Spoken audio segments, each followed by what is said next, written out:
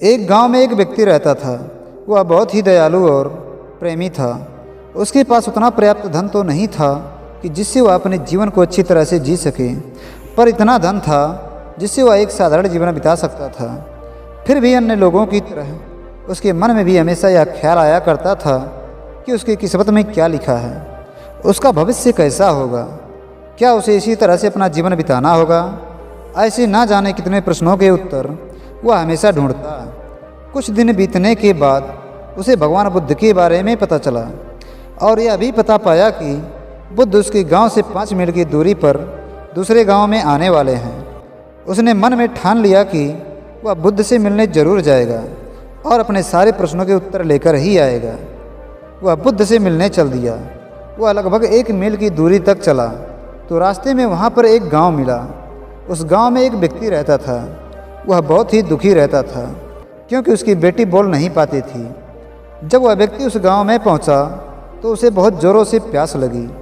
वह गांव वाले व्यक्ति के घर गया और पानी मांगा। गूंगी लड़की का पिता उस व्यक्ति को पानी पिलाया और उसे मंजिल के बारे में पूछा। तब व्यक्ति ने बताया कि वह भगवान बुद्ध से मिलने जा रहा है। लड़की के पिता ने कहा, वहाँ जाकर आप बुद्ध से मेरा एक प्रश्न पूछना कि मेरी बेटी कब बोलेगी। वह व्यक्ति ने कहा, ठीक है, और वहाँ से चल दिया। कुछ दूर चलने के बाद उसे थका लग गया। वह एक बड़े से पेड़ के नीचे विश्राम करने लगा। उसके पास में ही वहाँ पर एक जादूगर रहता था। वह भी उस पेड़ के नीचे विश्राम कर रहा था। दोनों में बातचीत शुरू हुई। जादूगर के पूछने पर उस व्यक्ति ने फिर से बुद्ध से मिलने जाने की बात बताया। जादूगर ने भी उस व्यक्ति से अपना एक प्रश्न पूछने की बात बताया। उसने कहा, तुम बुद्ध से जाकर पूछना कि मैं स्वर्ग कब जाऊंगा। व्यक्ति बोला, ठीक है, और वह वहाँ से चल दिया। जब वह रास्ते में जा रहा था तो उसे एक जंगल से होकर गुजरना पड़ा। उस जंगल में उसे एक कछुआ मिला। उसका कवच बहुत ही सुंदर था। कछुए ने उस व्यक्ति से कहाँ जाने की बात पूछा। फिर से उस व्यक्ति ने बुद्ध से मिलने की बात बताया। वह कछुआ बोला, मेरा भी एक प्रश्न तुम बुद्ध से पूछना कि मैं ड्रैगन कब बनूंगा। व्यक्ति ने कहा, ठीक है, और वहाँ से चल दिया। जब वह व्यक्ति भगवान बुद्ध के पास पहुँचा तो बुद्ध ने उसे सिर्फ 3 ही सवाल पूछने की अनुमति दी। वह व्यक्ति सोच में पड़ गया। फिर उसने शांत मन से सोचा कि मेरी समस्या तो बहुत छोटी है।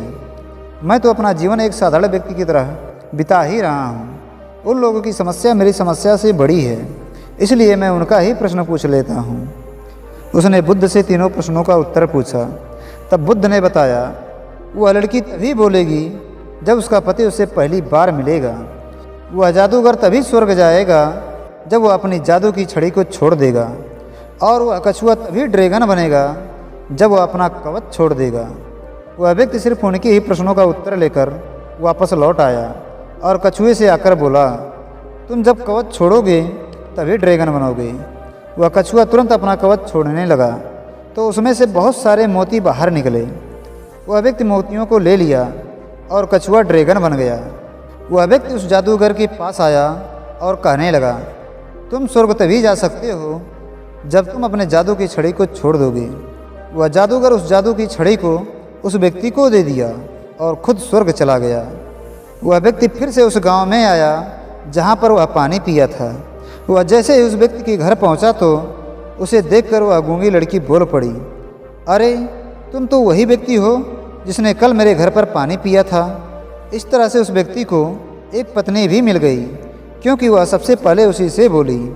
उन लोगों में से सभी ने कुछ ना कुछ खोया और कुछ ना कुछ पाया, पर सबसे ज़्यादा उस इंसान ने पाया जिसने इतनी दूर जाकर भी खुद के दुखों को भूलकर मन में परोपकार की भावना रखकर दूसरों के दुखों के बारे में सोचा। और उसे मिला मोती, जादू की छड़ी और पत्नी।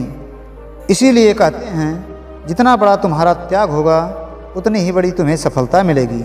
और मन में परोपकार की भावना भी होना जरूरी है, क्योंकि जो व्यक्ति अपने दुखों से ज़्यादा दूसरों के दुखों को समझता है उसका दिल बहुत बड़ा होता है, और जिसका दिल बड़ा होता है उसको सफलता भी बड़ी मिलती है।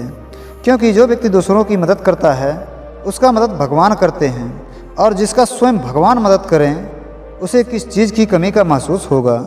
इसीलिए मन में परोपकार की भावना रखो और जितना बड़ा आप हासिल करना चाहते हो तो उसके लिए उतना बड़ा त्याग करने की भी क्षमता रखो।